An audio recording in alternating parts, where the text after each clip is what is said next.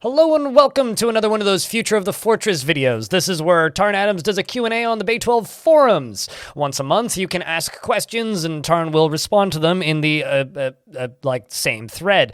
There's a link down in the description to the thread itself if you would like to pose questions for next month's or just simply read the posts for yourself. I'm going to be reading through these posts, and if you don't like my reading, it's fine. Don't worry about it. But before we get into the actual blog posts itself, we have a post here on bay12.com from Zach. And he says, "Hi, this is Zach, here for the report of May and the Future of the Fortress replies. To everyone eagerly reading this blog and looking forward to seeing what Tarn has been working on these many months, it may seem like there has been little progress, as we have had few devlogs along the way. We are going to fix that. Let me tell you about the effort this one man has made to transform 20 years of work on the most complex simulation in gaming into a playable state in a mere 3. This has been far more than an exercise in UI design. We have been adjusting game mechanics, fixing bugs, and generally making this fantasy world generator into a game anyone can pick up and get started right away. Instead of struggling to learn and decipher with help of third-party apps, I may have been testing every aspect of the game one by one and going over them with an aim to improve. In the process, the game has become much easier, and I would say you can accomplish your goals in a fashion of time minus the headache and progression of carpal tunnel syndrome. Let me tell you that we are now almost done. We are already over the biggest challenges. All that's left of the UI is a few screens, such as the hauling screen for the planning of minecart tracks, and the placement of track stops and rollers. We really need this for people who want to make the Turing-complete computers inside of the game, but for some reason can't deal with ASCII. Just stick with us. It will be soon, depending on your proximity to time." Thank you very much, Zach, for this lovely post.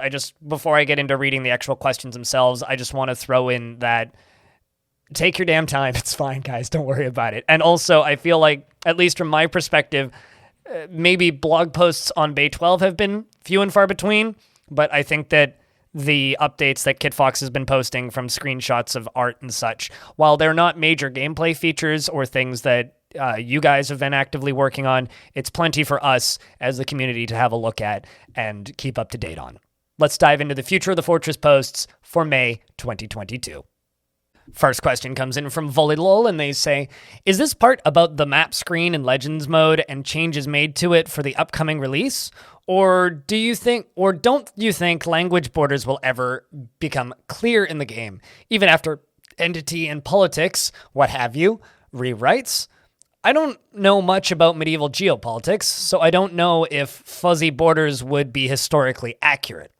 Also, is the knowledge tab planned to eventually hold esoteric magic-y knowledge or some other knowledge? It feels to me that the info there wouldn't be something I look up for an individual dwarf because I don't know how to interact with it. But maybe that is because it hasn't surfaced before, so I hadn't gotten used to it." And Tarn's response is, "Certainly nothing is happening with them in the upcoming release, aside from showing your holdings and allies, etc. And yeah, I think mainly I'm against the complete separation that you get in a lot of strategy games. The language and economy are related to, but not imposed entirely by the rulers. And the rulers aren't all or nothing either. I just want to remain flexible. I think it's also fair to want to see some clear information and to be able to make and influence clear changes through your actions." The next question comes in from Sanchezman, and they say, "I remember reading once that the Metropolitan Museum of Art set up a preservation system for DF releases. There was some quote about how if all of Bay 12 blew up and their curators would have a copy. Does this still exist, and will they get archival access to the premium releases?" And Tarn's response was, "I think they just meant that they download every copy that has been released. I haven't spoken with them about premium releases. I wouldn't have any problem giving them a key or whatever they need. I'm not sure what their policy is, though." Imagine a museum having a Steam account. That's all I have to say. And now a word from our sponsor, Mr. Crabman, and they say, the new elven grown wood weapons seem to have leaves on them. Does that mean the graphics and RAWs can differentiate between grown and normal wooden items? And Tarn's response is, just the weapons so far. I have to be pretty careful with the properties I allow for each item to keep the texture lookup moving quickly. I'm not sure I'll ever be able to change over to a more general system for this reason. I don't think although I haven't completely given up on it. The next question comes in from Rorax, and they say, last year, you've made a statement of support to Palestine. It would mean a lot if you condemned the Russian genocide in Ukraine in a similar way. And Tarn's response is, it's awful what is happening there. And as far as I can tell from reports, targeting of civilians by the Russian military appears to be systemic, which is evil. The reason there isn't a post on the devlog is that, though for some of the more outlandish TV may make it look contested, it's not a controversial position here. There are Ukrainian flags waving on houses in my neighborhood now, and votes for Ukraine funding in our government have been near unanimous. This is just me kind of putting some input here. I'd make the post regardless, even if it already seems unanimous. Where you're at, just showing support is good in general. Glory to Ukraine.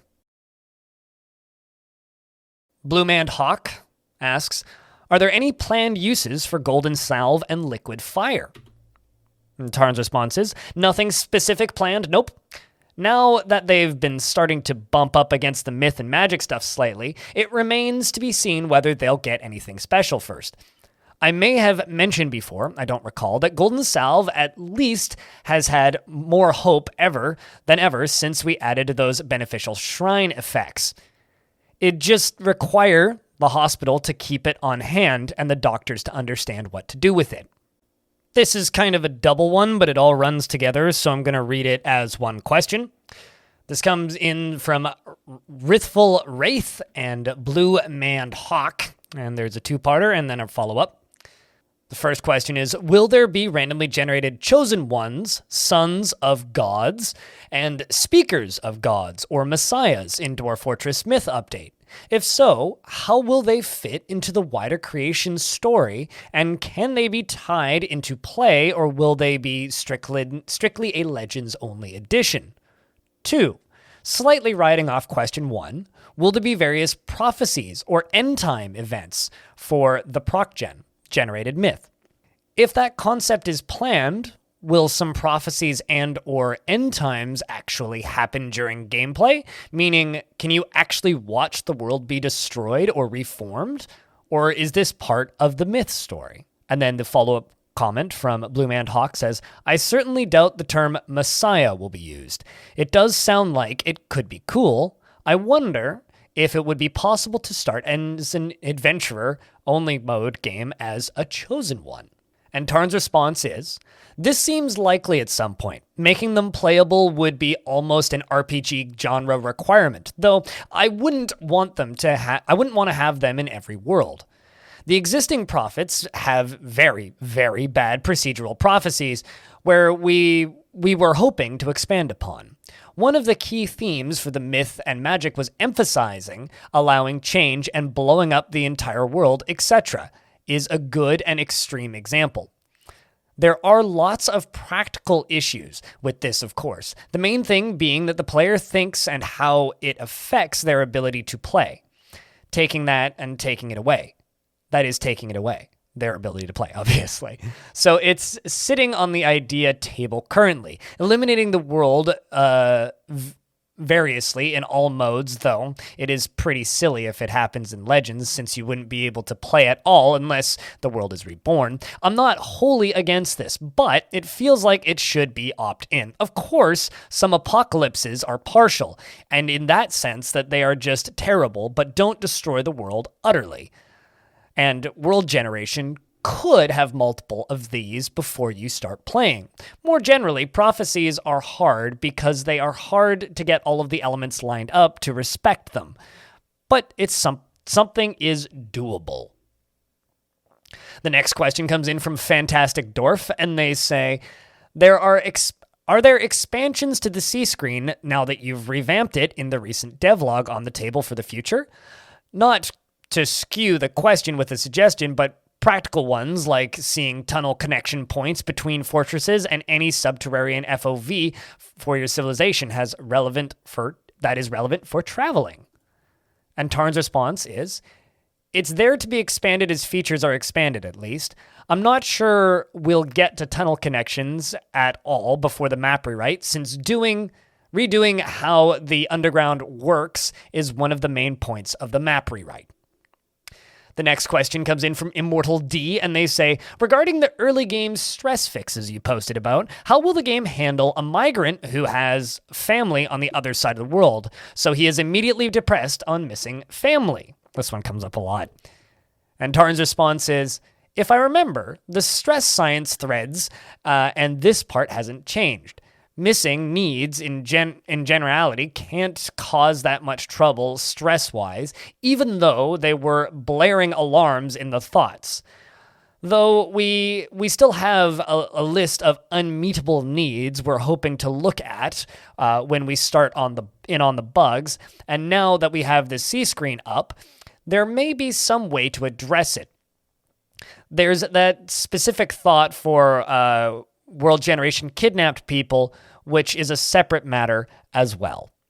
The next question comes in from Mobster, or Mobstar, and they say, a trade depot in 0.47.05, that's the current version of the game that is playable for free on Bay12.com, can hold several caravans simultaneously when the player tries to trade. The UI asks which one to trade with. I don't recall seeing anything about this admittedly niche feature in the premium devlogs and previews. Can a trade depot in premium still accept multiple caravans? Just for reference, in Long Death, there's been times when I've had 4 simultaneously.